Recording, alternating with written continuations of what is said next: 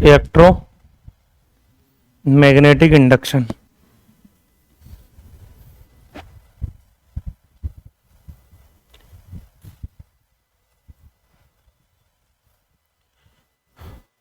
Paper कैसा रहा कल का?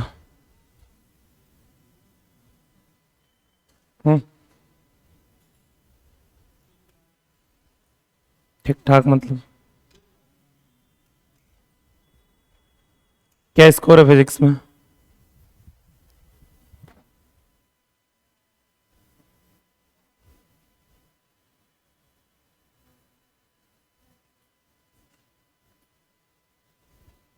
आयुष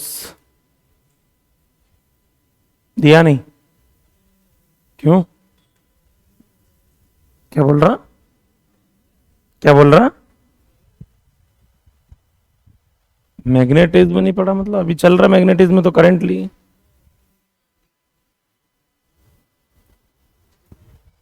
65 20 20 20 फिजिक्स किए ही नहीं? क्यों? पेपर नहीं दिया? 51 15 30 31 22 52 नहीं दिया? 28 टेस्ट नहीं दिया? 74 26 6 अटेंड नहीं किया? अब तो मैग्नेटिज्म ही आया था पेपर में। टाइम नहीं मिल पाया। टेस्ट नहीं दिया? क्यों? तूने भी नहीं दिया?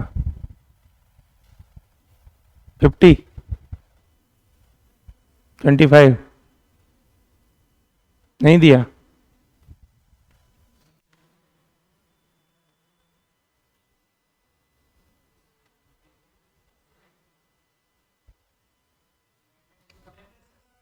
मैग्नेटिज्म का प्रैक्टिस सेशन।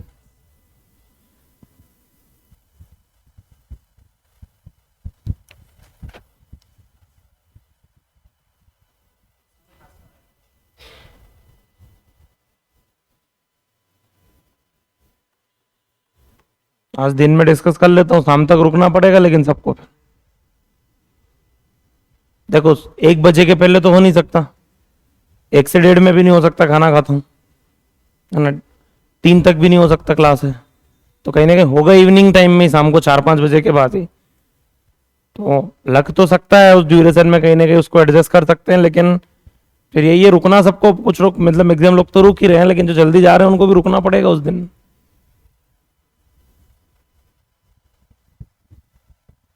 अभी हेडिंग लिखिए आपने। इलेक्ट्रोस्टेट में हेडिंग पढ़ा था इलेक्ट्रिक फ्लक्स।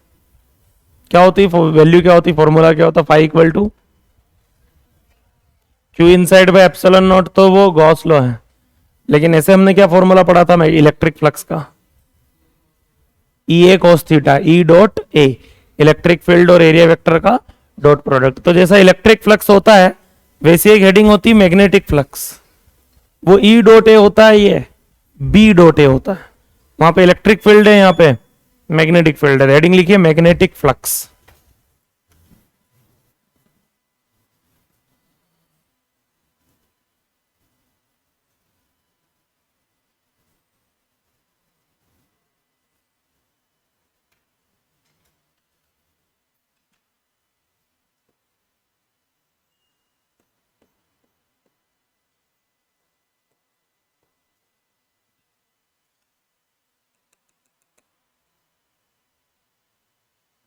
यहाँ पे जो फ्लक्स होता है उसकी वैल्यू बताओ कितनी हो जाएगी? वहां ई डॉट ए देखा था, यहाँ पे हम क्या देख रहे हैं? फाई इज इक्वल टू, वहां हमने देखा था ई ए कॉस थीटा, यहाँ पे B A cos theta.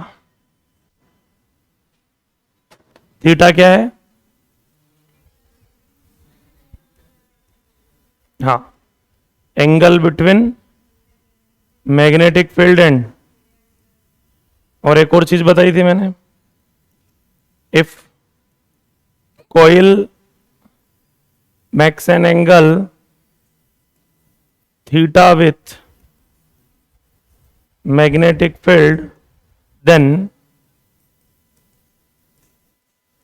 Angle between magnetic field and area is 90 minus, याद है कोयल 30 डिग्री का एंगल बनाएगी तो हमको फॉर्मूले में 60 लेना पड़ेगा।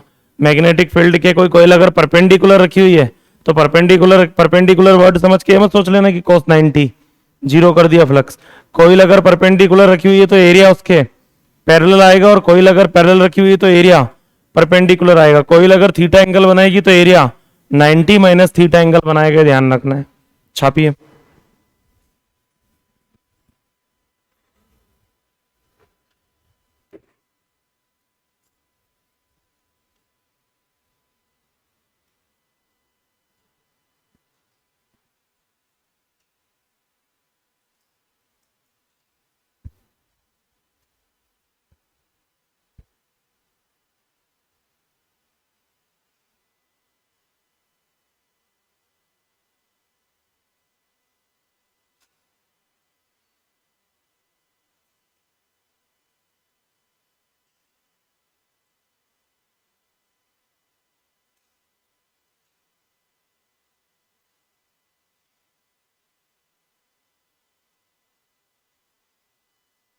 If coil makes an angle theta with magnetic field,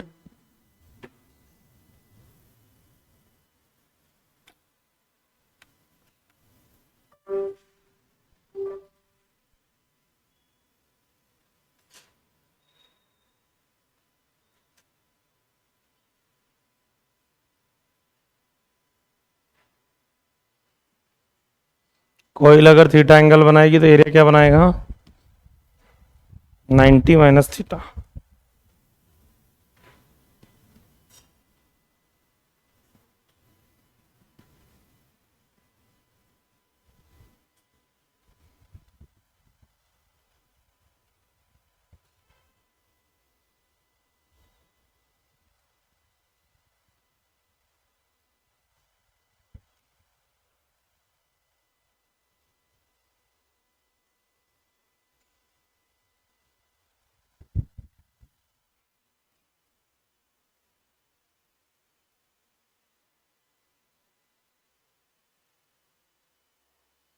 overall score कितना है टोटल, 600 प्लस कोई 500 प्लस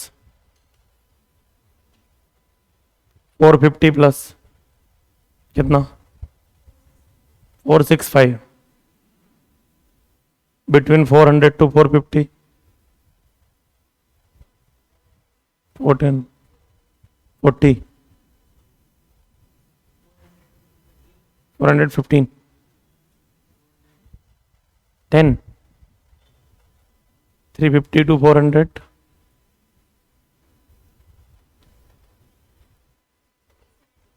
373। पढ़े आगे।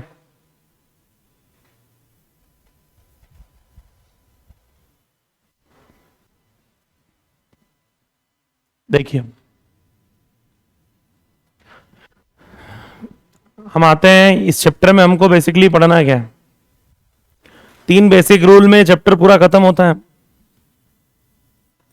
पहली हेडिंग जो आएगी वो आएगी Faraday's law of electromagnetic induction. ठीक है, Faraday's law of electromagnetic induction. अभी आपको लिखना कुछ भी नहीं, अभी हम ऐसे ही बेसिक कुछ चीजें समझ रहे हैं। 2 रूल दिए फैराडे साहब ने, फर्स्ट और क्या बोलते हैं ये ऐसा बोलते हैं कि जो कॉइल है, कोई भी किसी कॉइल का अगर आप मैग्नेटिक फ्लक्स चेंज करते हैं टाइम के साथ, किसी कॉइल का अगर मैग्नेटिक फ्लक्स बदलते हैं किसके साथ, टाइम के साथ। ठीक है, तो टाइम के साथ अगर किसी कॉइल का मैग्नेटिक फ्लक्स बदलेगा तो कॉइल के अंदर एक पोटेंशियल जो है वो इंड्यूस हो जाता है, मतलब कॉइल के अंदर पोटेंशियल आ जाता है। और पोटेंशियल आने से क्या होगा? बोले पोटेंशियल आने में अगर आपकी कोईल एक कंप्लीट क्लोज लूप है और साथ में कंडक्टर भी है तो उसमें करंट भी फ्लो होना स्टार्ट हो जाती है। लेकिन पोटेंशियल कब आएगा? हमेशा। कोईल ओपन हो क्लोज हो पोटेंशियल हमेशा आएगा। लेकिन करंट कब फ्लो होगा? पहली कंडीशन कोईल का क्लोज होना जरूरी। भाई करंट तो किसी क्लोज सर्किट में ही फ्लो हो सकता है ना, ओपन सर्किट में तो करंट फ्लो होता नहीं है। तो क्लोज होना जरूरी पहली चीज। और दूसरी कंडीशन है कि क्लोज में भी पता चले वुडन कोईल है, वुडन कोईल में करंट कैसे फ्लो होगा? क्योंकि ये तो इंसुलेटर मटेरियल होता है। तो क्लोज कंडक्टर लूप अगर आपकी कोईल है तो करंट भी फ्लो होती है। तो बदला क्या हमने? Magnetic flux. और आया क्या? Electric potential. क्लियर है क्या? इलेक्ट्रिक इंडक्शन हुआ किसकी वजह से? मैग्नेटिक फ्लक्स की वजह से। तभी तो चैप्टर का नाम क्या है? Electromagnetic induction. मैग्नेटिक फील्ड के बदलने से पोटेंशियल आया, पोटेंशियल के आने से करंट फ्लो हुई। आप ऐसा सोचिए दुनिया में जो करंट फ्लो होती है, जहां जहां भी करंट फ्लो होती है, पोटेंशियल की वजह से ही करंट फ्लो होता होगा कहीं ना कहीं। पोटेंशियल जो भी आ रहा है दुनिया में, जहां जहां करंट फ्लो हो रहा है, जहां भी पोटेंशियल का डिफरेंस आ रहा है, वो कैसे आ रहा होगा? वो पोटेंशियल कहां से आ रहा होगा? सेल पढ़ते हैं आप इलेक्ट्रोकेमिस्ट्री के अंदर, इलेक्ट्रोलाइट्स होते हैं, दो इलेक्ट्रोड होते हैं, कैथोड और एनोड। फिर उसमें इलेक्ट्रोलाइट्स की मूवमेंट होती है तो वो एक ईएमएफ आ जाता है, एक हाई पोटेंशियल पे और एक लो पोटेंशियल पे। दोनों के बीच में क्या आ जाता है? पोटेंशियल का डिफरेंस। सेल जो लाके हम इनमें लगाते हैं वॉच वगैरह में, ठीक है। अलग अलग टाइप के सेल आप लोग पढ़ते हैं, इलेक्ट्रोलाइटिक सेल पढ़ते हैं और भी बहुत सारे हैं, ठीक है। मुझे पता नहीं मेरे सिलेबस में, लेकिन बहुत वेराइटीज ऑफ सेल आप पढ़ते हैं। बैटरी या सेल आप जो पढ़ते हैं तो उनसे वो सेल है। तो भाई दुनिया में कुछ सोर्स वो है पोटेंशियल के, सेल, बैटरी जो लगाओगे तो पोटेंशियल का डिफरेंस आएगा। पोटेंशियल का डिफरेंस आएगा तो क्या फ्लो होगी? करंट फ्लो होती है। एक चैप्टर हम पढ़ चुके हैं करंट इलेक्ट्रिसिटी, वहां पे हम जो बैटरी पढ़ते थे कि बैटरी लग गई, बैटरी लग गई, बैटरी लग गई, वो बैटरी वही बैटरी होती थी जो आप इलेक्ट्रोकेमिस्ट्री में पढ़ते हैं।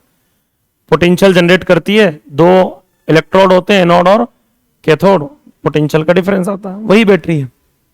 पर आपको क्या लगता है इस बिल्डिंग की लाइट किसी बैटरी से चल रही है? इस बिल्डिंग की लाइट किसी सेल से चल रही है? कितना बड़ा सेल बनाना पड़ेगा अगर इस बिल्डिंग की लाइट चलाना है? तो भाई सेल जो है वो कितना करंट फ्लो करवा पाता है? वो रहा सेल ऊपर एक जो घड़ी के अंदर लगा हुआ है, घड़ी की मशीन को ओनली चला पा रहा है, एक बल्ब भी नहीं चला पाएगा ठीक से वो। तो करंट तो बहुत जगह फ्लो होता है।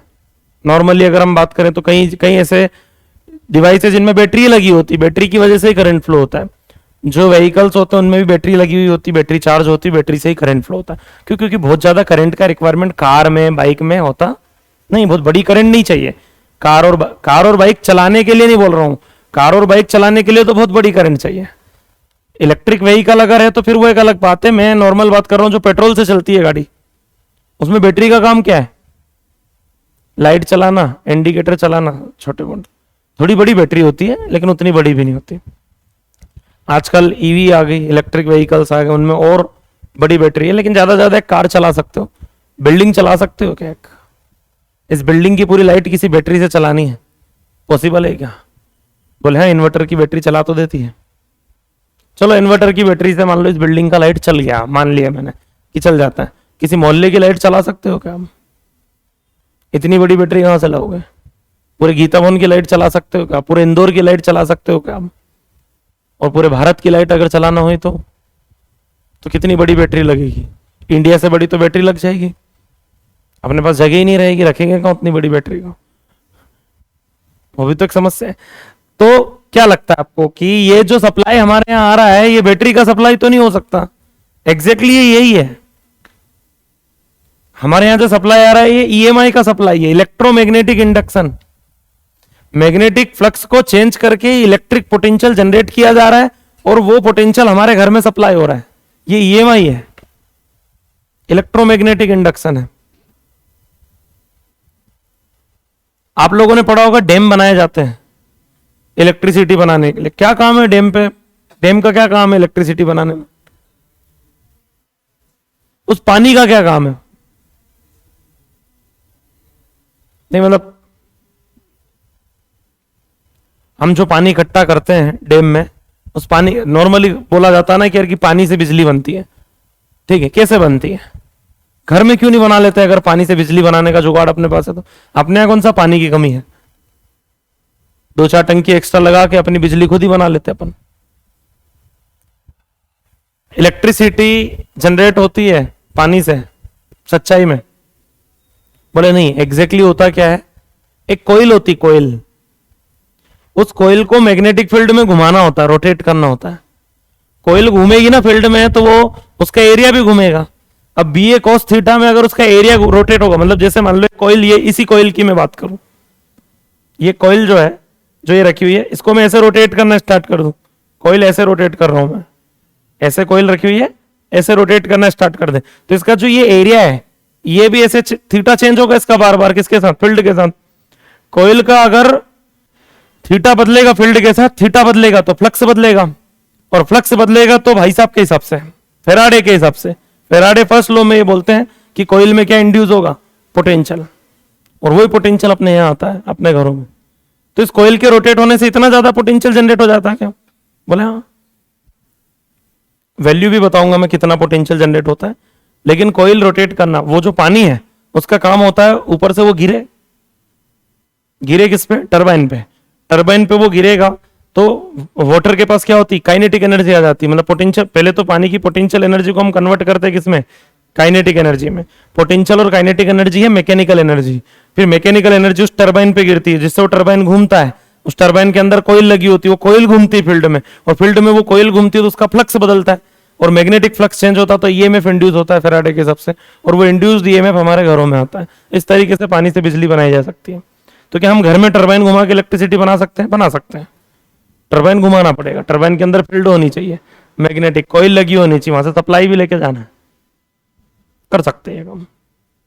लेकिन उसके लिए करना क्या पड़ेगा? नीचे जो बेसमेंट में हम बनाते हैं पानी का टैंक, उस ऊपर वाली टंकी पे पानी चढ़ाओ, फिर वहां से पानी गिराओ, फिर बिजली बनाओ, फिर उस बिजली से मोटर चलाओ, और उस मोटर से फिर पानी चढ़ाओ। ठीक है, तो यही कर सकते हैं कहीं ना कहीं। तो डैम का जो कॉन्सेप्ट है वो यही है, इलेक्ट्रिसिटी बनाने में वो काम में आता है, टरबाइन के ऊपर पानी गिराना। पानी का कुछ काम नहीं है, केवल उस टरबाइन को घुमाना। इलेक्ट्रिसिटी तो उसके अंदर जो कोयल रखी हुई है वो कोयल बनाती है। विंड मिल देखी होगी आपने, पवन चक्के, ठीक है, वो भी घूमती रहती है। क्या रहता है उसके अंदर? कोयल, मैग्नेटिक कोयल। भाई पानी से नहीं घुमाएंगे तो हवा से घुमाएंगे, कुछ तो चाहिए जुगाड़ जिससे घूमे, और घूमे तो इलेक्ट्रिसिटी। हमारा टारगेट है कोयल को घुमाना। अब वो कोयल घुमाने के लिए क्या करें? जो करना पड़ सकता है वो कीजिए। Maximum amount of electricity India का जो बनता है वो किससे बनता है आपके हिसाब से? डैम से या उससे विंड मिल से? दोनों से नहीं बनता, कोयले से बनता है। मैक्सिमम अमाउंट ऑफ इलेक्ट्रिसिटी जो है वो किससे बनता है? कोयले से। ठीक है, इसलिए जो कोल इंडस्ट्री है ना वो बहुत ज्यादा इंपॉर्टेंट है अभी एट द टाइम, अगर हम बात करें तो। बीच में याद है आपको 2 साल पहले कोयले की समस्या आ गई थी इंडिया के पास। ठीक है, तो ऐसा लग रहा था कि यार इलेक्ट्रिसिटी का क्या होगा। मेजोरिटी अमाउंट, मेजोरिटी मतलब अबव 75%, 70-75%, 80% के आसपास इलेक्ट्रिसिटी जो बनती है इंडिया में वो कोल या कोयले से बनती है। कोयले से क्या करते हैं आपको पता? पहले कोयले से ट्रेन चलती थी, बस ऐसे ही एक मोटर भी तो चल सकती है। कोयला भाई एक तरीके का वही है, फ्यूल है वो, जैसा पेट्रोल है, डीजल है, उससे एक मोटर घुमाई जा सकती है। मोटर घुमा के हम उससे क्या करेंगे? कोयल लगा देंगे, कोयल घूमेगी, कोयल रोटेट होगी तो ईएमएफ इंड्यूस होगा, और इंड्यूस्ड ईएमएफ क्या किया जाता है?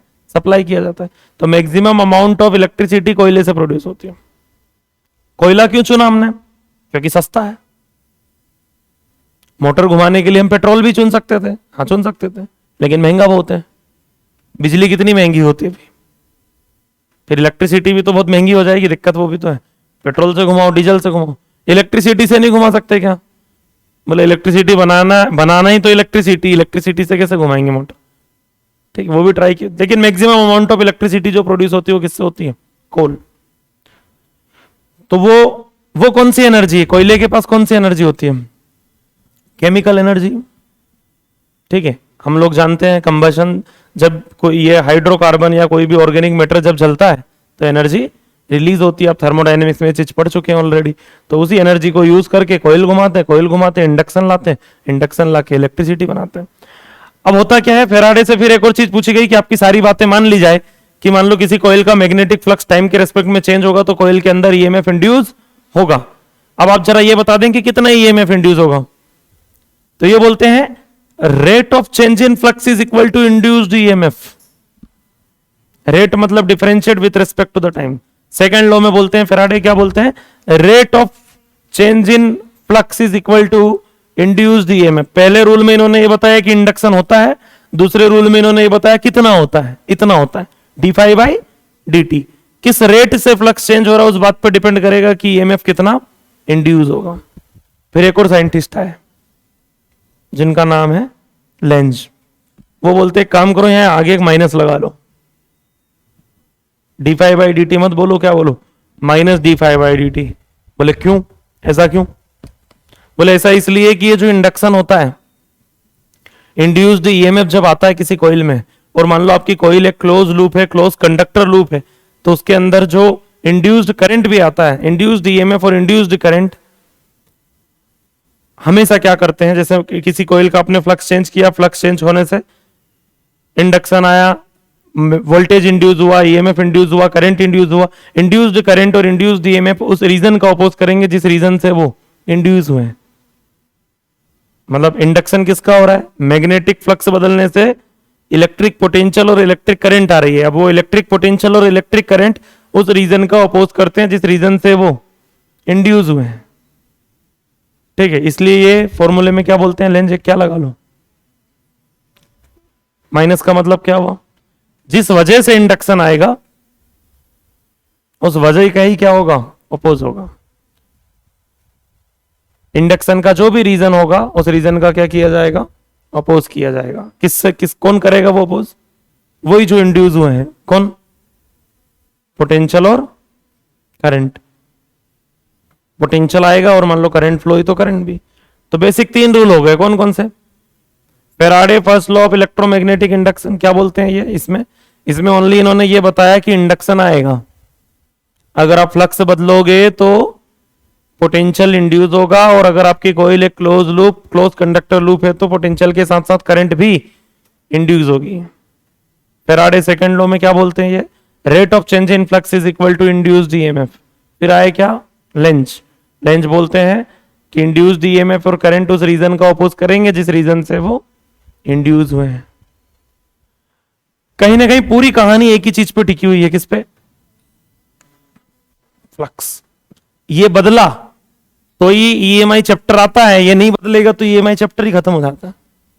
अगर फ्लक्स ही नहीं बदलेगा तो इंडक्शन ही नहीं आएगा, इंडक्शन ही नहीं आएगा तो फेराडे के दोनों रूल ही खत्म हो गए।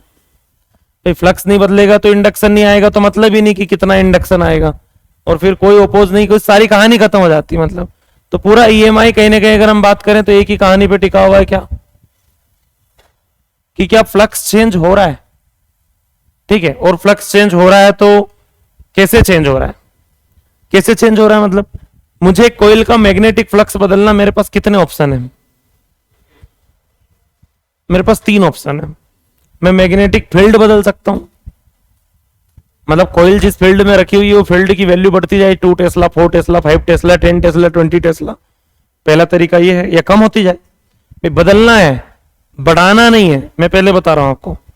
चेंज करना, वो चेंज आप कैसा भी कर सकते हो, डिक्रीज भी कर सकते हो, कि 10 tesla, 8 tesla, 7 tesla, 6 tesla, 5 tesla, 4 tesla. Field कम करके फ्लक्स कम कर दो, फ्लक्स कम कर दो, फ्लक्स बढ़ा दो, फ्लक्स चेंज करना है, चेंज करना अपना टारगेट है। टाइम वेरिएबल फ्लक्स होना चाहिए। पहला तरीका है मैं फ्लक्स बदल सकता हूं। दूसरा तरीका क्या है, एरिया बदल सकता हूं, जो बहुत कम देखने को मिलेगा। कोयल का एरिया कैसे बदलेंगे, रखे हालांकि बदल सकते हैं। जैसे एक सर्कुलर कोयल है, उसको दोनों तरफ से प्रेस कर दिया और क्या बना दिया, स्क्वायर बना दिया। ठीक है, तो वो चेंज हो जाएगा उतने में, एरिया चेंज हो जाएगा तो फ्लक्स चेंज होगा, फ्लक्स चेंज होगा तो ईएमएफ इंड्यूस होगा। एक तरीका और है, थीटा बदल सकते हैं। थीटा बदलने का तरीका भी बताया मैंने। कॉइल को मैग्नेटिक फील्ड में क्या करो, घुमाओ, रोटेट करो। रोटेट करोगे तो फील्ड के साथ उसका एंगल, एरिया का एंगल चेंज होगा, और एंगल चेंज होगा तो फ्लक्स चेंज होगा, फ्लक्स चेंज होगा तो ईएमएफ। सबसे बेस्ट तरीका यही होता है, कौन सा, थीटा बदलना। मान लो इलेक्ट्रिसिटी बनाना तो सबसे बेस्ट ऑप्शन यही है, क्या बदलो, थीटा। फील्ड कब तक बढ़ाओगे? फील्ड कब तक बढ़ाएंगे घटाएंगे क्या करेंगे? एक बार मैग्नेट रख दिए, फील्ड फिक्स हो गई, ठीक है। एरिया, एक कोयल फिक्स कर लो, ये कोई इस कोयल में इंडक्शन लाना है, कोयल फिक्स हो गई, घुमाते रहो, इलेक्ट्रिसिटी बनती रहेगी, एरिया चेंज होते रहेगा, मतलब सॉरी थीटा चेंज होते रहेगा, फ्लक्स चेंज होगा, ईएमएफ इंड्यूस होगा, वोल्टेज करंट, बिजली बन गई। यही तरीका है इलेक्ट्रोमैग्नेटिक इंडक्शन। क्या बना रहे हैं हम? इलेक्ट्रिक करंट या इलेक्ट्रिक पोटेंशियल बना ले रहे हैं, किसकी वजह से? मैग्नेटिक फील्ड की वजह से या मैग्नेटिक फ्लक्स की वजह से, इसलिए नाम क्या है? ईएमआई। क्लियर? कोई कंफ्यूजन किसी को? लिखिए Faraday's law of electromagnetic induction. Faraday's law of electromagnetic induction. एक मिनट,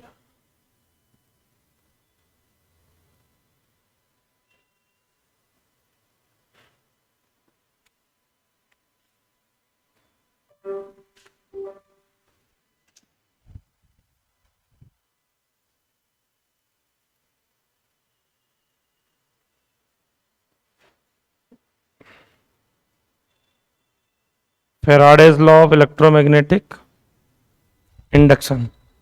हेडिंग लिखिए first law. First law,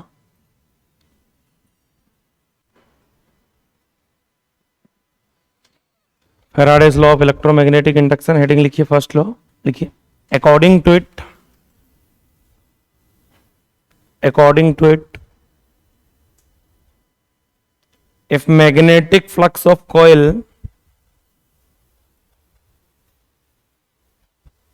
according to it, if magnetic flux of coil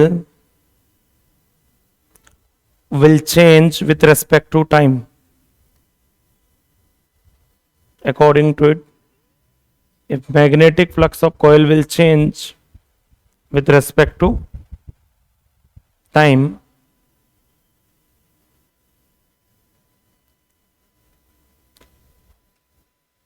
an EMF is induced into the coil. An EMF is induced into the coil. An EMF is induced into the coil.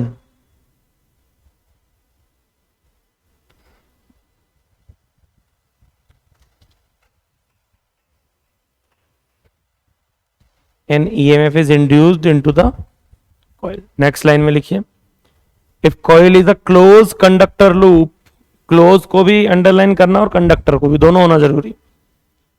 If coil is a close conductor loop,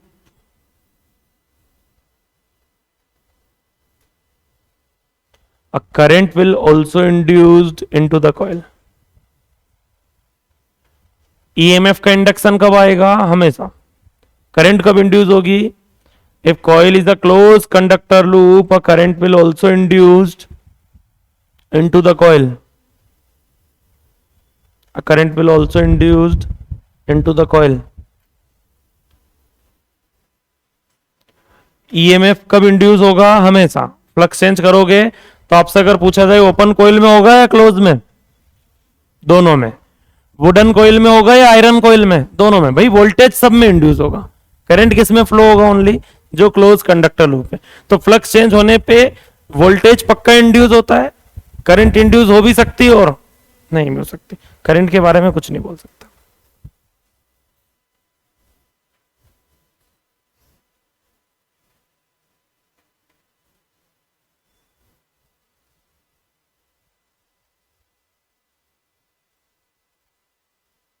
हो गया, आगे बढ़ते हैं। लिखिए second लो, first खत्म हो गया, second low.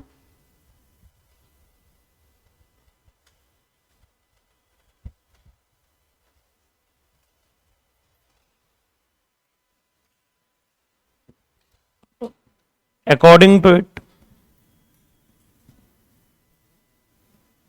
rate of change in flux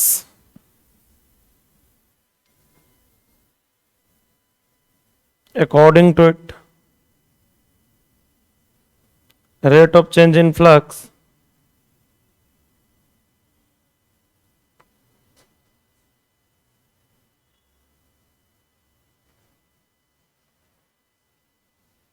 according to it, rate of change in flux is equal to induced EMF in coil. Rate of change in flux is equal to induced EMF in coil.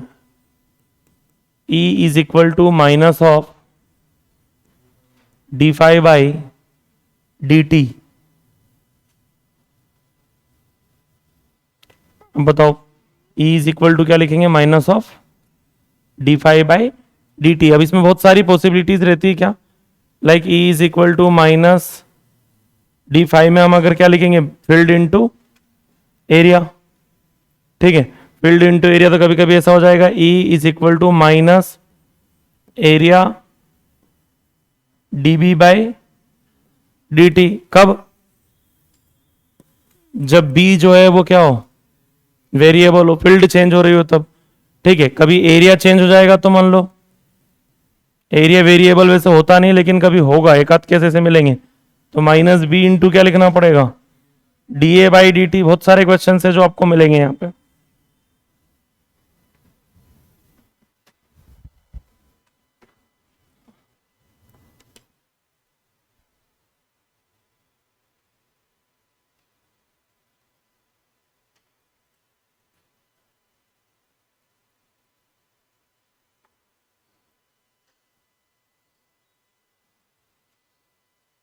लिखना है E is equal to minus of d five by D t. आप लोगों के लिए लिखा गया है.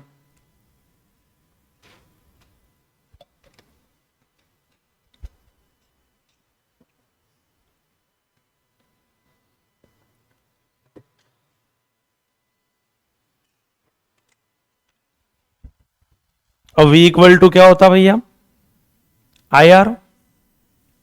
हाँ भाई, एक एवरेज ईएमएफ ऐसे भी निकाल सकते हो, E is equal to minus del phi by delta T. D phi by D T लिखते हो क्या लिख सकते हो, del phi by delta T. अब V इक्वल टू क्या होता है, I R. V equal to क्या होता है, I R. I R is equal to बोलो minus del phi by del T. तो मान लो करंट निकालना हो तो कैसे निकलेगा, minus one by are del phi by del t. ये इंड्यूस्ड करंट का वैल्यू हो गया. और आप लोग जानते हो जो करंट होता है आई, वो क्या होता है, रेट ऑफ चार्ज फ्लो, मतलब del q by charge flow in t time interval. तो इसको अगर मैं लिखने जाऊं क्या, del q by del T, तो बताओ वैल्यू क्या आ रही है, माइनस वन बाय आर बोलो del phi by del t. Del t से डेल टी किसमें, चार्ज फ्लो में. तो delta q is equal to बताओ क्या हो गया, minus del phi by are. सीधे लिख सकते हो माइनस डेल फाई बाई. ये बहुत इंपॉर्टेंट रिजल्ट है, कौन सा, चार्ज फ्लो का. ठीक है, charge flow does not depends on time. Time पर डिपेंड नहीं करेगा.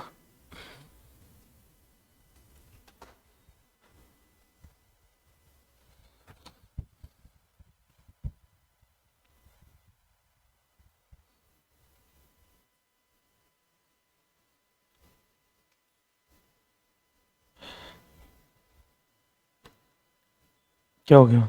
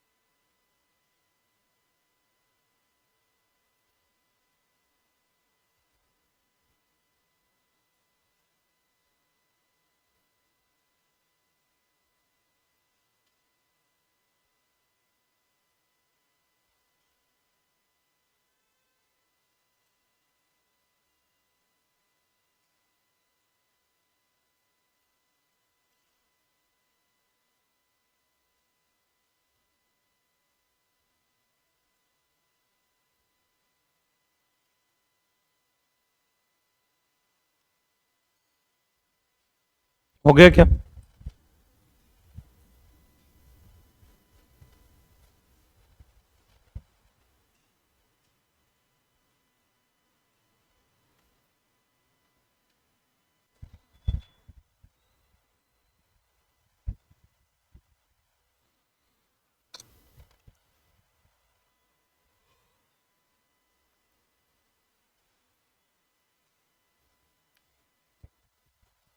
हो गया? लिख लिया था, नहीं लिखा था?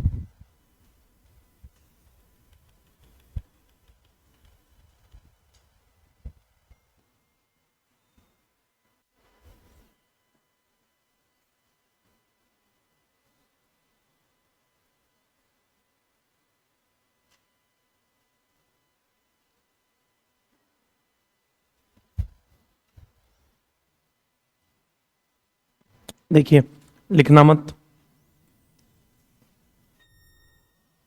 मैग्नेटिक फील्ड थी, क्रॉस मैग्नेटिक फील्ड।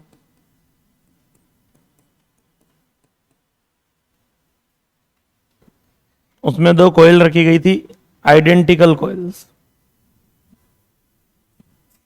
दो व्यक्तियों को बोला गया, ए और बी को, कि इन कोयल को फील्ड से बाहर निकालना है, खींचना है।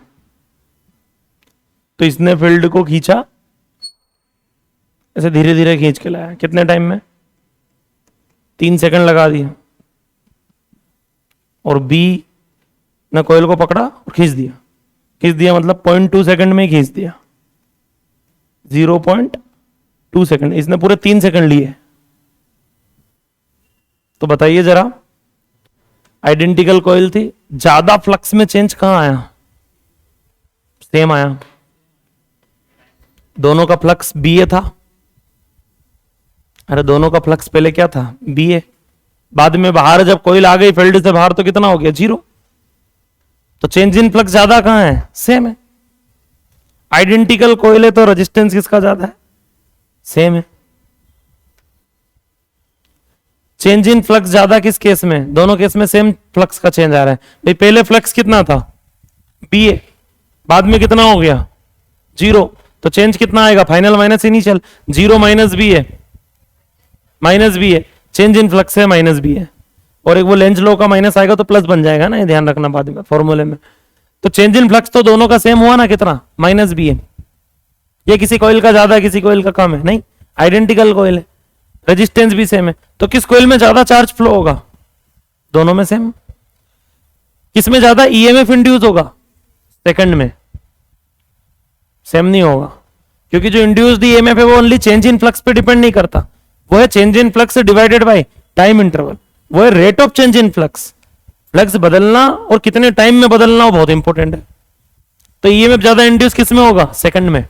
क्यों? क्योंकि कम टाइम में वो ये चेंज आया है, बी है, और कम टाइम में आया तो ज्यादा ईएमएफ इंड्यूस होगा, क्योंकि टाइम इंटरवल के इनवर्सली प्रोपोर्शनल है कौन? Induced EMF. तो ज्यादा ईएमएफ किस में इंड्यूस होगा? सेकंड में, जो कम टाइम में बाहर है। ज्यादा करंट किस में इंड्यूस होगा? सेकंड में। ज्यादा चार्ज किस में फ्लो होगा? दोनों में सेम। अरे चार्ज दोनों में, चार्ज डिफरेंट नहीं होगा, चार्ज दोनों का क्या आएगा? सेम आएगा। क्यों सेम आएगा? क्योंकि चार्ज फ्लो टाइम पे डिपेंड करता ही नहीं है। Change in flux divided by, हाँ एक कोयल छोटा होता है, एक कोयल बड़ा होता, तो फिर भाई बड़ी कोयल का एरिया ज्यादा होगा तो उसका चेंज इन फ्लक्स ज्यादा आएगा, तो उसमें ज्यादा चार्ज फ्लो होगा। वो एक अलग कहानी है, वो एक अलग कहानी, वो नहीं बोल रहे। ठीक है, अभी हम बोल रहे हैं आइडेंटिकल कोयल को अगर एक को जल्दी निकाला जाए, एक को धीमे धीमे निकाला जाए, एक को 3 सेकंड में, एक को 0.2 सेकंड में बाहर निकाल लें, तो ज्यादा ईएमएफ किस में इंड्यूस होगा? अरे भाई जिसमें टाइम कम लगा। ज्यादा करंट किस में इंड्यूस होगा? जिसमें टाइम कम लगा। चार्ज ज्यादा फ्लो किस में होगा? दोनों में सेम, क्योंकि चार्ज फ्लो टाइम पर डिपेंड। लिखना है था क्या क्वेश्चन? नहीं लिखना, मिल जाएगा आपको बुक्स में। एक मिनट रुको, स्टार्ट कर।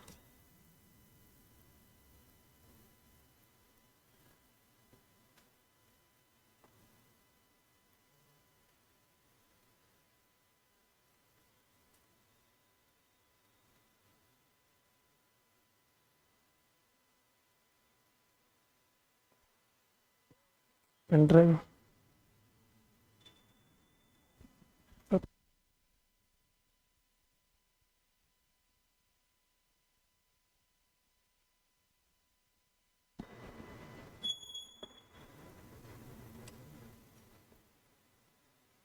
एक मिनट ना।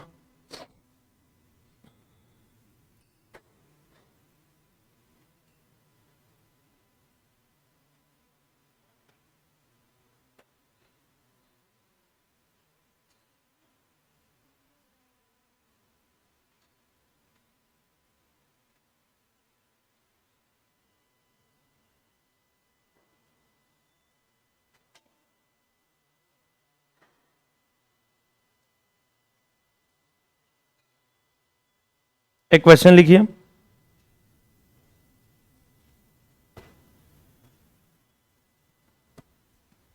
बहुत सारे क्वेश्चंस आते हैं ऐसे, बेसिक क्वेश्चन से स्टार्ट कर रहा हूं मैं एकदम। लिखिए, if flux of coil is given by phi equal to 10t² minus 50t plus 250।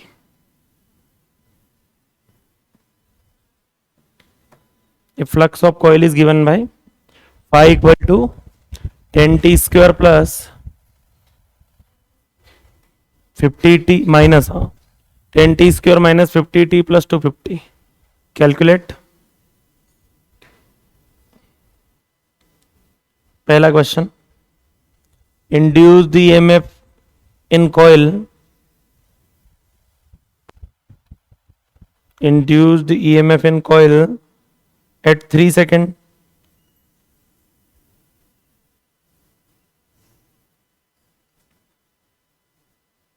दूसरा,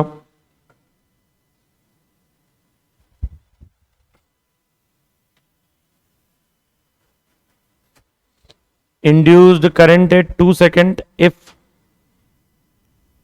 induced current at 2 second if resistance is 4 ohm। induced current at 2 second if resistance is 4 ohm।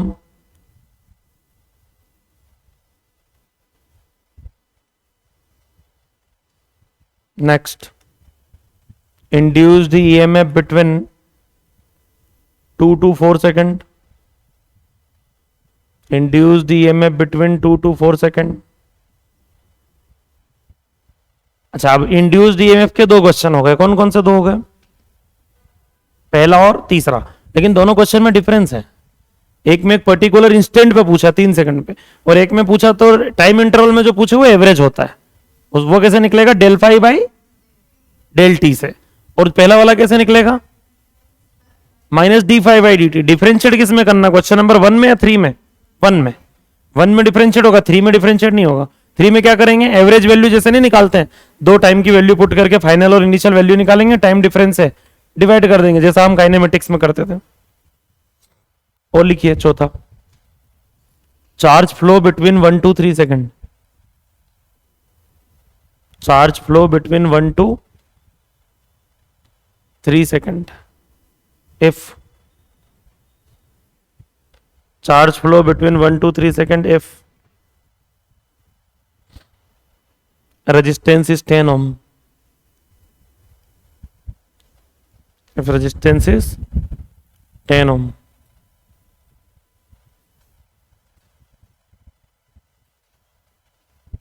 Minimum flux of coil. अगला question, minimum flux of coil.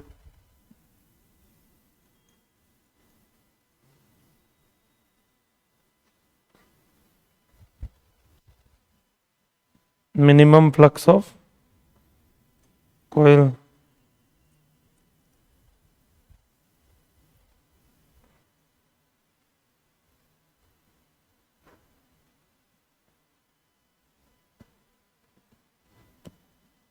Minimum flux of coil बताइए।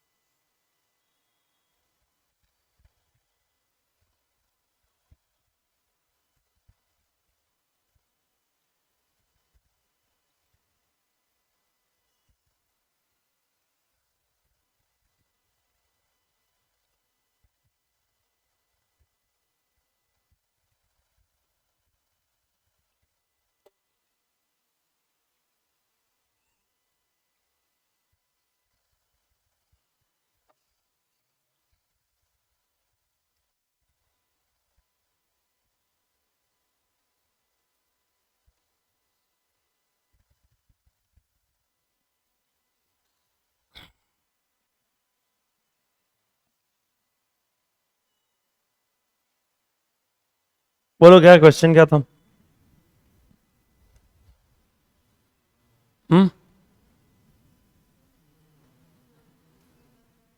Flux is equal to 10t² minus,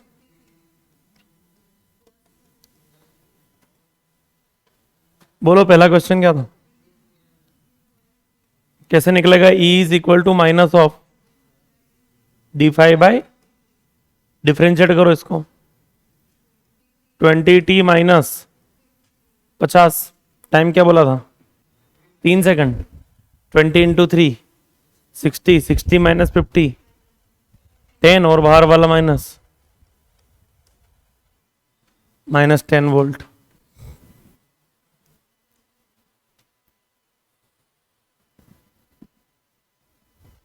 पहला answer क्या आएगा? अगर मान लो -10 option में नहीं हुआ, ओनली +10 ही हुआ तो प्लस कर देना। फिर दोनों ऑप्शन में हो तो फिर साइन लेके चलना है। माइनस साइन तो लेंज लॉ को रिप्रेजेंट कर रहा है कि इंड्यूस डी में उस रीजन का अपोज करेगा जिस रीजन से इंड्यूस हुआ। दोनों ऑप्शन अगर है +10 -10 तो फिर तो माइनस ही करना है। और अगर दोनों ऑप्शन नहीं है, ओनली +10 ऑप्शन में, तो +10 ऐसा नहीं कि छोड़ के आ गए, 10 वोल्ट का इंडक्शन टिक करके आना अपने को। ठीक है, दूसरा क्वेश्चन, करंट पूछा कब? 2 सेकंड पे। तो 2 सेकंड पे पहले वोल्टेज निकाल लो, या I इक्वल टू ऐसा कर लो -1/R, वही d5/dt, हाँ है ना। तो -1 रेजिस्टेंस कितना बोला है? 4, d5/dt अभी निकाला ही अपन ने, 20t माइनस 50, क्या बोला था टाइम? 2 सेकंड, 2 रख दो यहाँ, 40, 40 माइनस 50 -10, -10 बाहर जाएगा तो एक और बाहर माइनस में, +10, 10/4, 10/4 एम्पियर, मतलब 2.5 एम्पियर। करंट का वैल्यू कितना आ गया? 2.5 एम्पियर।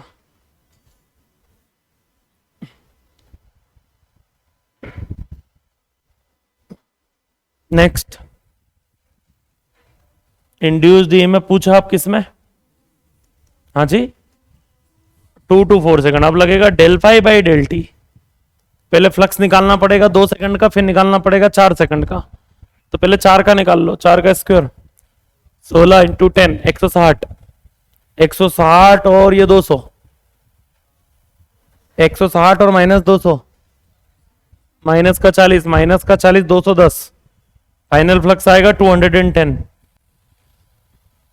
Minus initial flux. अगला टाइम क्या है? एक 4 सेकंड और एक 2 सेकंड, 2 रखो, 2 का स्क्वायर 4, 40, 40 और ये 100, -60 हटाऊंगा तो 190।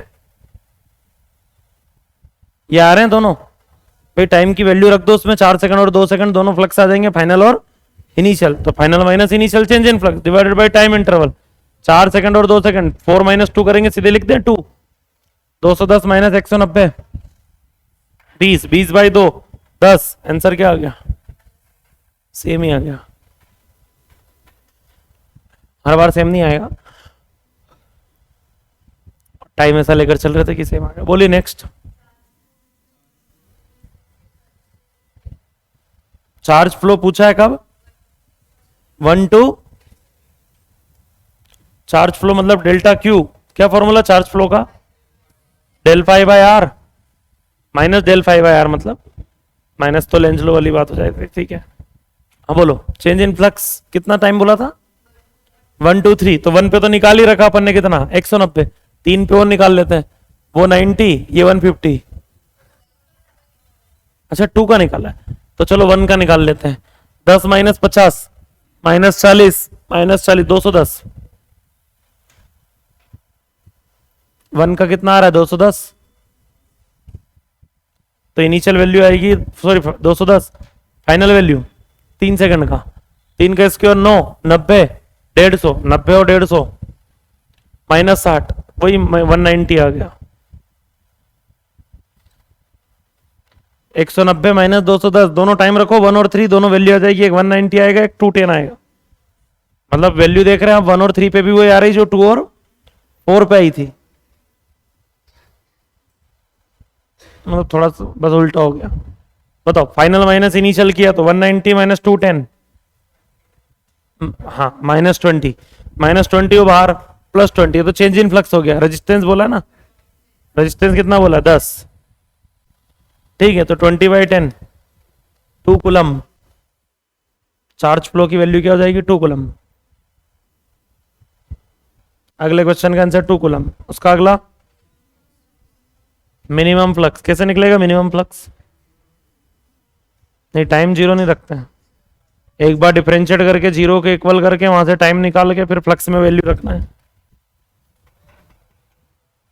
Time zero initial flux, time zero का मतलब इनिशियल होता है। हमको मिनिमम फ्लक्स पूछा ना, क्या पूछा, क्या था रिजल्ट, 10t² -50t प्लस 250। तो सबसे पहले इसका ईएमएफ मतलब वो फर्स्ट डिफरेंशियल d5/dt कर चुके हैं, हालांकि ऑलरेडी अपन ईएमएफ निकालते टाइम कितना बनेगा, 20t minus 50 equal to first differential zero के इक्वल करना पड़ेगा, तो 20t इक्वल टू बताओ 50, तो t इक्वल टू 5/2, हाँ ना।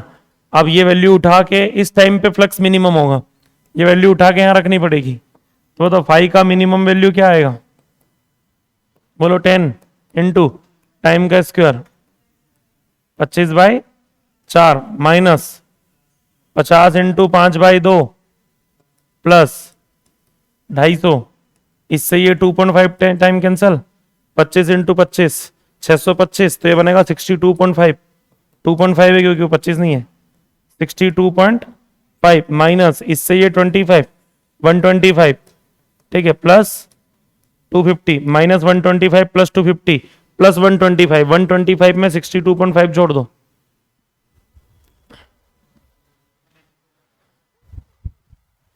वन 125 प्लस 62.5 187.5 आना चाहिए, तू क्यों बोल रहा है, तो 187.5 वेबर होता है यूनिट फ्लक्स का। मैग्नेटिक फ्लक्स का यूनिट क्या होता है, वेबर, तभी तो वेबर पर मीटर स्क्वायर बोलते हैं किसको, मैग्नेटिक फील्ड को। मैग्नेटिक फील्ड की यूनिट थी वेबर पर मीटर स्क्वायर, यहीं से आई है वो। एक टेस्ला होती है, एक वेबर पर मीटर स्क्वायर भी होती है।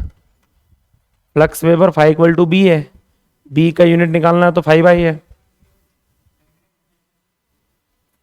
मैग्नेटिक मोमेंट का यूनिट तो आया ना टेस्ट में तुम्हारे, तो 3 एलिमिनेट करना चाहिए तो ऑप्शन याद हो जाती है ऑटोमेटिक। टेस्ला और ये तो नहीं हो सकते ना,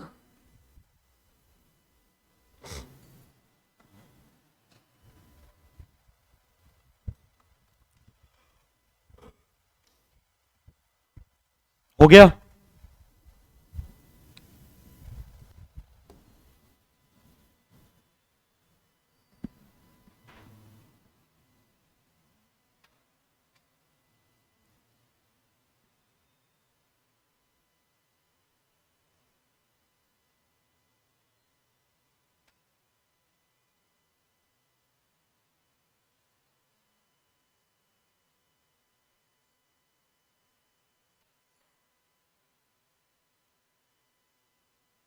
देखिए भैया, पहला क्वेश्चन दिख रहा है, नहीं दिख रहा वहां से,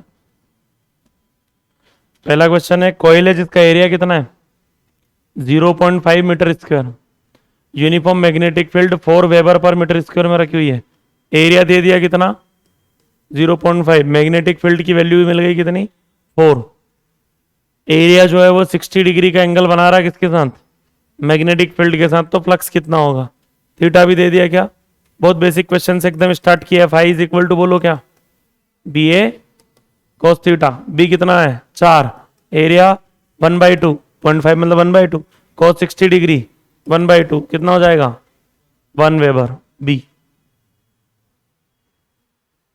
ये रोटेशन वाला भी करेंगे अपन। एग्जाम्पल नंबर 3 देखिए अब, एग्जाम्पल नंबर 3 ये वाला, a square coil of 10 to the power -2 metre square area, area कितना दे दिया 10 to the power -2 metre square, इस place perpendicular to uniform magnetic field, theta कितना हो जाएगा अरे प्लेस्ड परपेंडिकुलर मतलब थीटा कितना हो जाएगा? परपेंडिकुलर का मतलब 90 होता है, तो कोइल परपेंडिकुलर रखी तो एरिया पैरेलल होगा, थीटा 0। यही गलती हो जाती है नॉर्मली। ऐसी मैग्नेटिक फील्ड जिसका इंटेंसिटी कितना है, मैग्नेटिक फील्ड का वैल्यू दे दिया 10⁻3।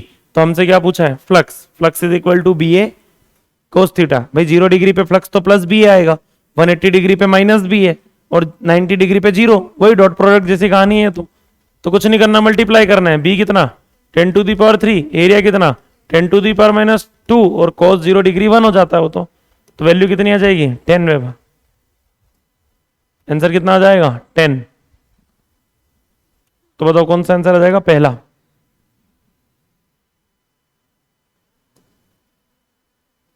ये एक सरफेस रखी हुई है, ठीक है। इसमें यूनिफॉर्म मैग्नेटिक फील्ड है पॉजिटिव एक्स एक्सिस पे। फील्ड कौन से एक्सिस पे है? मतलब फील्ड इधर है, ये एक्स की तरफ है ना, और फील्ड की वैल्यू जो है वो कितनी है? 0.2 टेस्ला। एक्स एक्सिस पे फील्ड है ये। अब यहां पे अगर आप ठीक से देखेंगे तो ये कॉइल जो रखी हुई है वो ऐसे रखी हुई है, मतलब ये ऊपर वाली जो सरफेस है ना, यहां से पास होने वाला फ्लक्स बताना है। डायमेंशन अपने को दे दिया कितना? 10 सेंटीमीटर और 10 सेंटीमीटर।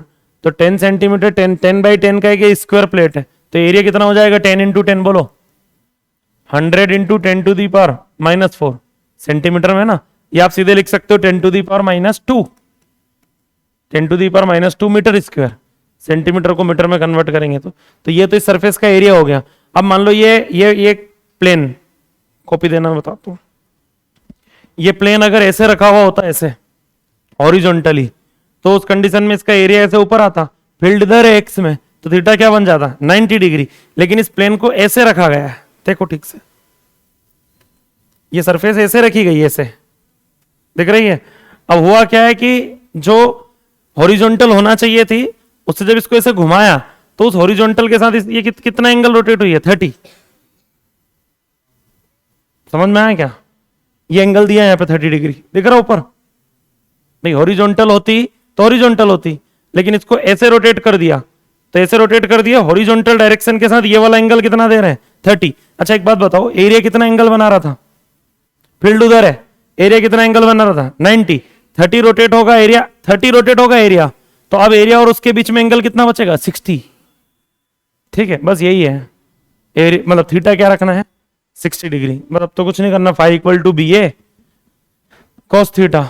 मैग्नेटिक फील्ड कितनी है? 2 इंटू 10⁻⁻1।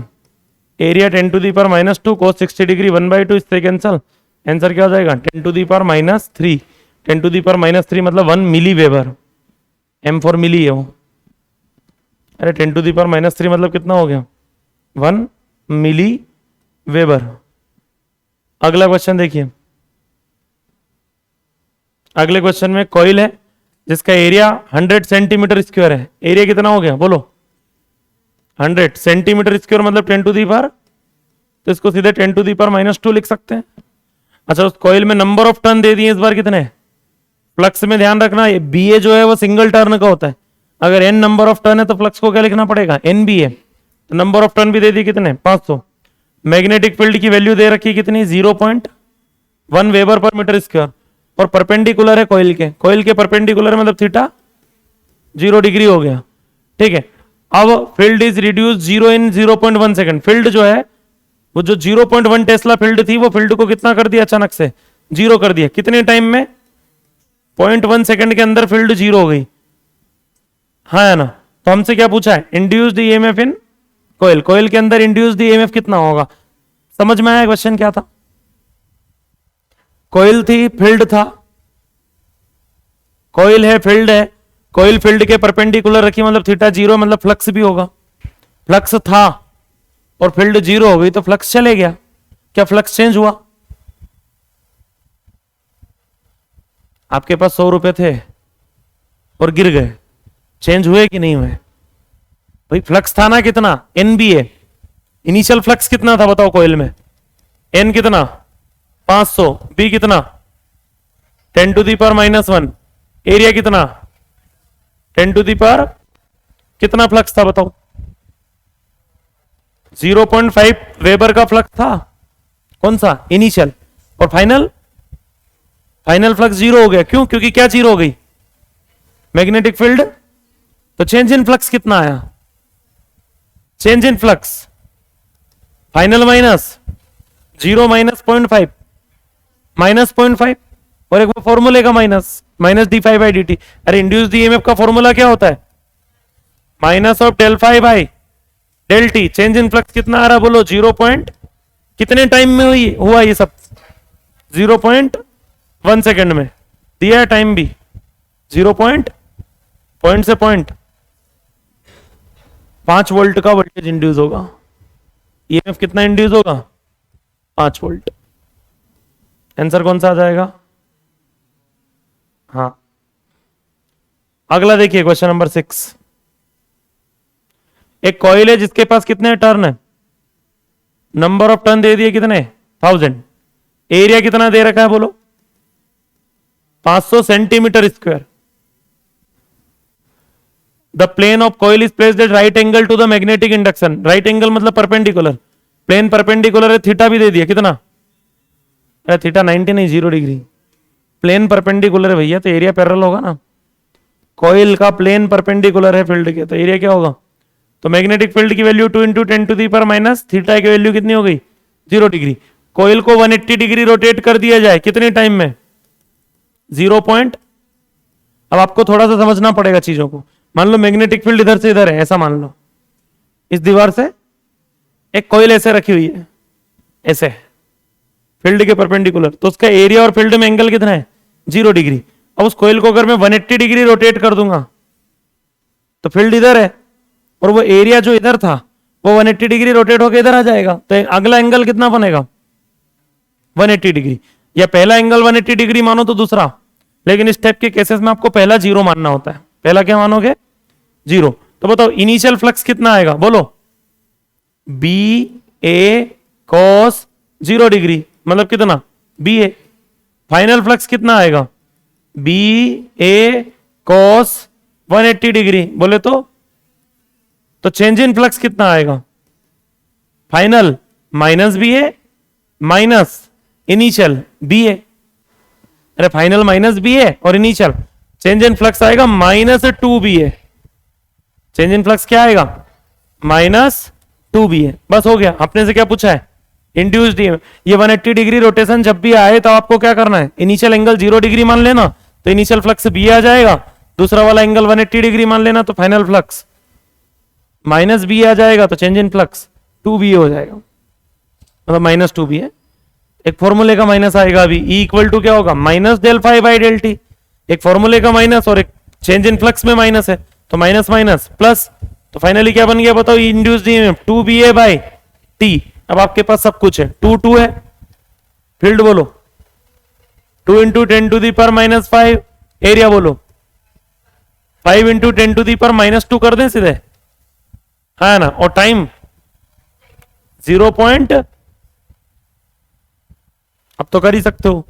ये हटाओगे तो यहां ऊपर क्या लग जाएगा? एक 0, तो ये -1 ही बचेगा ओनली। एक 2 से एक 2 कैंसल, और ये 2 5 10 1 के -1 को भी, तो आंसर आएगा 10⁻⁻5 आ रहा अपना।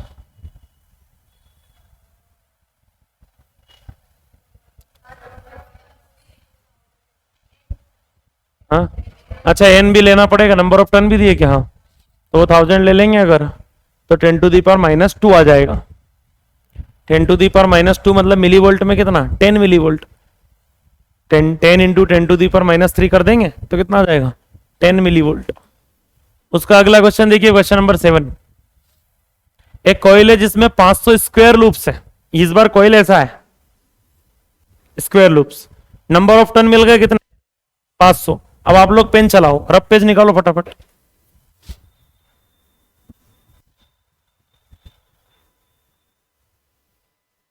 नंबर ऑफ टर्न कितने हो गए? 500। और साइड जो है उसकी 10 सेंटीमीटर है, तो एरिया कितना हो जाएगा? अरे स्क्वायर की साइड 10 है, तो एरिया 10 × 10 100 सेंटीमीटर स्क्वायर है ना। 10⁻⁻4 भी लेना पड़ेगा। हाँ मतलब ओवरऑल अगर सॉल्व करके लाओगे तो एरिया हो गया 10⁻²। नंबर ऑफ टर्न कितने हो गए? 500। Placed normal to a magnetic field, normal मतलब परपेंडिकुलर मतलब थीटा कितना है, ऐसी मैग्नेटिक फील्ड जो इंक्रीज हो रही है 1 टेस्ला पर सेकंड से, फील्ड वेरी कर रहा है, तो इंड्यूस्ड ईएमएफ कितना होगा, क्या बताया था, E is equal to minus A, देखो नोट्स में फॉर्मूला, फेराडे का जब स्टेटमेंट लिखवाया मैंने वहीं पहला रिजल्ट देखिए ये लिखवाया क्या, जब बी वेरिएबल हो तो क्या करना है, minus A dB by area दे दिया आपको कितना, एन, एन बच गया, एन नंबर ऑफ टन बच गया ना, नंबर ऑफ टन कितने 500, एरिया कितना 10 टू दी पावर -2 और डीबी बाई डी टी कितना है 1। अरे डीबी बाई डी टी मतलब मैग्नेटिक फील्ड का चेंजिंग रेट टेस्ला पर सेकंड दिया देखो, अरे बी मतलब टेस्ला, टाइम मतलब सेकंड, कितने टेस्ला पर सेकंड से फील्ड बढ़ रही है 1 टेस्ला पर सेकंड दिया ना, तो वो डीबी बाई डी टी आपको पूरा मिल गया कंप्लीट, ये तो 1, तो ये 1 रख दिया, ये 2 जीरो से ये खत्म हो गया 5, हाँ आंसर -5 आएगा लेकिन ऑप्शन में कहां है, तो +5 करना पड़ेगा, टिक। क्वेश्चन नंबर 8वां, मैग्नेटिक फील्ड है 2 into 10 to the power -2 tesla, field का वैल्यू दे दिया भैया कितना, बी इक्वल टू बोलो 2 into 10 to the power -2 tesla, right angle मतलब थीटा वही 0 डिग्री हो गया, कॉइल परपेंडिकुलर रखी तो एरिया कितना, एरिया 100 सेंटीमीटर स्क्वायर है, तो सीधे लिख दो 10 टू दी पावर -50 टर्न भी दे दिया, नंबर ऑफ टर्न कितना हो गया 50।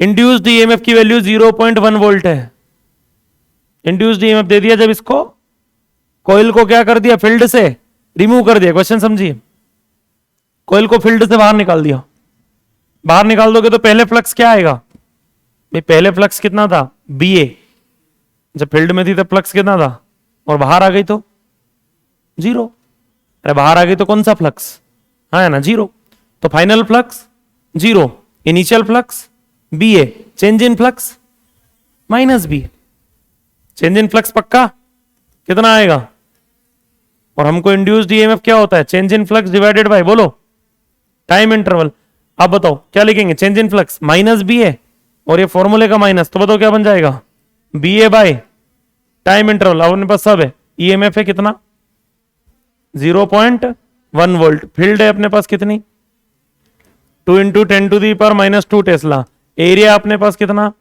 10 टू दी पावर -2 और टाइम अपने को निकालना है, एन नंबर ऑफ टन भी कितने 50, तो ये एन बी आएगा ना, नंबर ऑफ टन का थोड़ा सा ध्यान रख लेना, बस यहां से क्या निकालना है, कितने टाइम में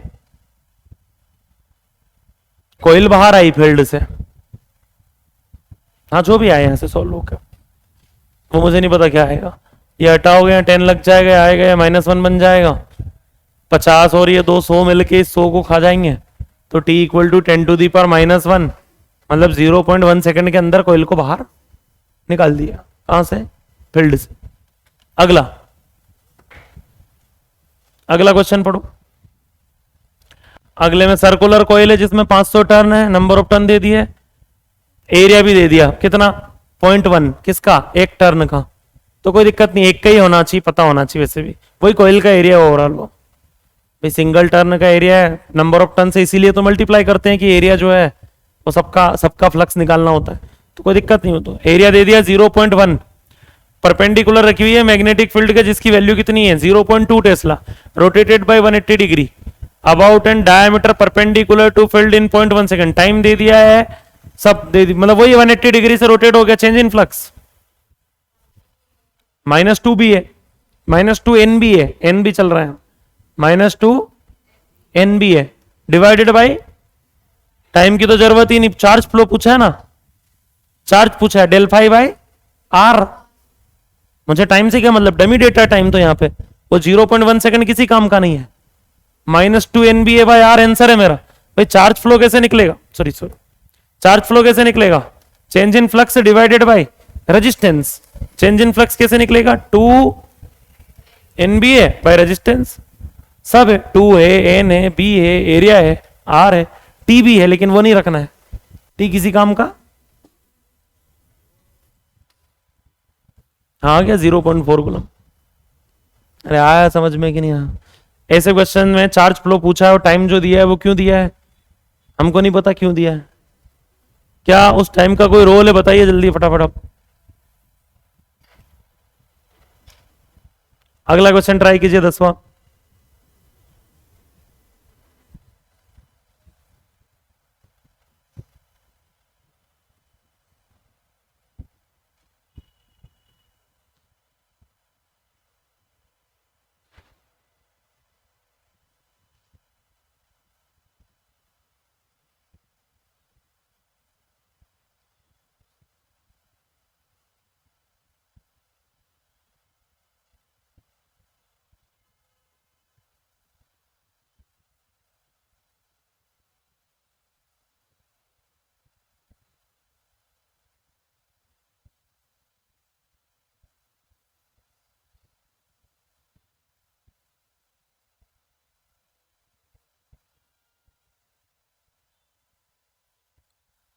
दसवां तो अभी किया अपन ने यार थोड़ी देर पहले। फाइव दे दिया, फाइव का वैल्यू कितना दिया है 6t² माइनस 5t+1। क्या पूछ लिया? करंट का वैल्यू पूछ लिया, रेजिस्टेंस थे 9 में, तो वही I is equal to -1/R, नहीं d∅/dt। पर्टिकुलर टाइम पे पूछा है, एक किसी इंस्टेंट पे पूछेगा तो डिफरेंशिएट करना पड़ेगा, टाइम के इंटरवल में पूछेगा ना तो वो एवरेज वाली बात हो जाती है। तो -1 रेजिस्टेंस तो 10 है और d∅/dt इसका डिफरेंशियल 12t-5, टाइम की वैल्यू रख दो 1/4। 1/4 रखूंगा तो 4 3 12, 3 -5 -2 बाहर आएगा तो +2, 1/5 ampere, 0.2 ampere D daily, 0.2 ampere आना चाहिए। आ रहा है नहीं आ रहा? चैप्टर समझ में आ रहा है कि नहीं आ रहा? ये भी करवाऊंगा मैं, ये करके लाना तुम लोग।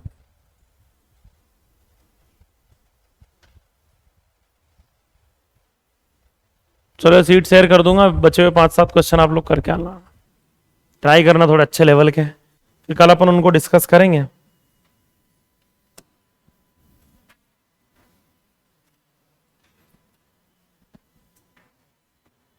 मिलते हैं नेक्स्ट।